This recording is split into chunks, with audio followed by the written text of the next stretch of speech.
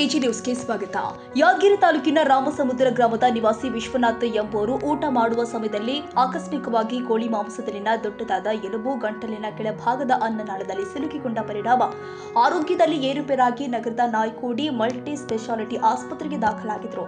ಶಸ್ತ್ರಚಿಕಿತ್ಸೆ ಇಲ್ಲದೆ ನಗರದ ನಾಯ್ಕೋಡಿ ಆಸ್ಪತ್ರೆಯ ಕಿವಿ ಮೂಗು ಗಂಟಲು ರೋಗ ತಜ್ಞ ಡಾಕ್ಟರ್ ರಾಹುಲ್ ಎಸ್ ನಾಯ್ಕೋಡಿ ನೇತೃತ್ವದ ವೈದ್ಯರ ತಂಡ ಶಸ್ತ್ರಚಿಕಿತ್ಸೆ ಇಲ್ಲದೆ ಈಸೋಫಾಗುಸ್ಕೋಪಿ ಮೂಲಕ ಕೋಳಿ ಮಾಂಸದ ಎಲುಬನ್ನ ಯಶಸ್ವಿಯಾಗಿ ಹೊರತೆಗೆದು ವಿಶ್ವನಾಥನ ಪ್ರಾಣ ರಕ್ಷಿಸಿದ್ದಾರೆ.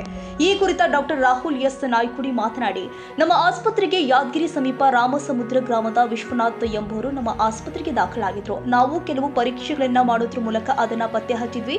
ಅದು ಗಂಟಲಿನ ಕೆಳಭಾಗದ ಸೂಕ್ಷ್ಮವಾದ ಅನ್ನನಾಳದಲ್ಲಿ ಸಿಲುಕಿಕೊಂಡು ಆತನಿಗೆ ಉಸಿರಾಟದ ತೊಂದರೆ ಕಾಣಿಸಿಕೊಂಡು ಅವರ ಆರೋಗ್ಯದಲ್ಲಿ ಏರುಪೇರಾಗಿತ್ತು. ತಕ್ಷಣ ನಮ್ಮ ವೈದ್ಯರ ತಂಡ ಸಕಾಲದಲ್ಲಿ ಈಸೋಫಾಗುಸ್ಕೋಪಿ ಮೂಲಕ ಎಲುಬು ಹೊರ ತೆಗೆಯಲಾಗಿದೆ ಅಂತ ಅವರು ತಿಳಿಸಿದ್ದಾರೆ. ನಾನು ಯಶಪ್ಪ, ರಾಮಸಮುದ್ರ.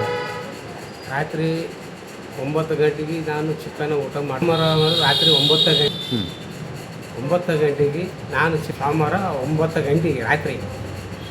ಆಮೇಲೆ ಬುಧವಾರ ಇದು ನಮ್ಮ ಹಾಸ್ಪಿಟ್ಲ್ ಇದಾವೆ, ನಮ್ಮ ಹೆಸರು ನಾಯ್ಕೋಡಿ ಹಾಸ್ಪಿಟ್ಲಿಗೆ ನಾನು ಬಂದಿದ್ದೇನೆ.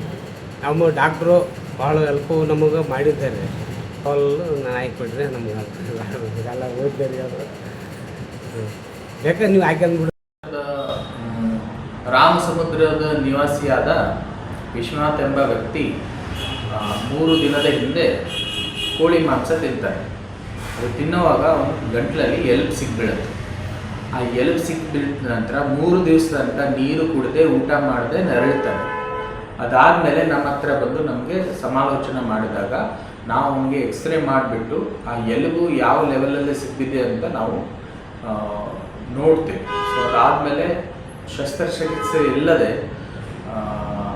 ಈಸೋಫೆಗೋಸ್ಕೋಪಿ ಅನ್ನೋ ಒಂದು ಪ್ರೊಸೀಜರ್ ಡಾಕ್ಟರ್ ಚೇತನ್, ಅರವಳಿಕೆ ತಜ್ಞರಾದ ಡಾಕ್ಟರ್ ಚೇತನ್ ಅವರ ಸಹಾಯದಿಂದ ಈ ಒಂದು ಪ್ರೊಸೀಜರನ್ನು ಶಸ್ತ್ರಚಿಕಿತ್ಸೆ ಇಲ್ಲದೆ ಯಶಸ್ವಿಯಾಗಿ ಆ ಎಲುಬನ್ನು ತೆಗೆದು ಅವನಿಗೆ ಅವನ ನೋವಿಂದ, ಅವನ ಪೀಡೆಯಿಂದ ಮುಕ್ತ ಮಾಡಿ ಅವನಿಗೆ ಆಪರೇಷನ್ ಆದ ಪ್ರೊಸೀಜರ್ ಆದ 4 ಗಂಟೆ ನಂತರ ನೀರು ಮತ್ತು ಗಂಜಿ ಕುಡಿಸಿ ಅವನಿಗೆ ಸಮಾಧಾನ ಮಾಡ್ತೇವೆ.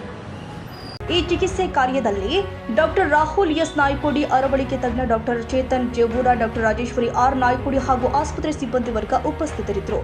Nizamuddin, Yadagiri, AG news.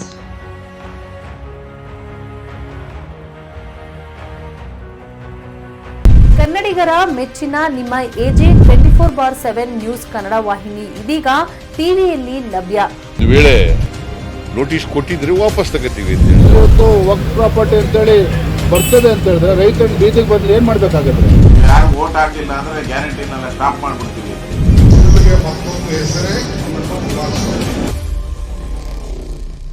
ಕರ್ನಾಟಕ ಮತ್ತು ದೇಶ ವಿದೇಶ 360 ಡಿಗ್ರಿ ಸುದ್ದಿ ಹಾಗೂ ಉತ್ತರ ಕರ್ನಾಟಕ, ಬೆಳಗಾವಿ, ಬಾಗಲಕೋಟೆ, ಧಾರವಾಡ, ಹಾವೇರಿ, ಗದಗ, ಬಿಜಾಪುರ ಜಿಲ್ಲೆಯ ಕ್ಷಣ ಕ್ಷಣದ ವಿವರವನ್ನ ಪಡೆಯುವುದಕ್ಕೆ ಎಜೆ 24/7 ನ್ಯೂಸ್ ಕನ್ನಡ ವಾಹಿನಿಯನ್ನ ಲೈಕ್ ಮಾಡಿ, ವಿಡಿಯೋಗಳನ್ನ ಶೇರ್ ಮಾಡಿ, ಕಮೆಂಟ್ ಮಾಡುವ ಮೂಲಕ ನಮ್ಮ ವಾಹಿನಿಗೆ ಸಹಕಾರ ನೀಡಿ ಮತ್ತು ಚಾನೆಲ್ ಅನ್ನ ಸಬ್ಸ್ಕ್ರೈಬ್ ಮಾಡಿ.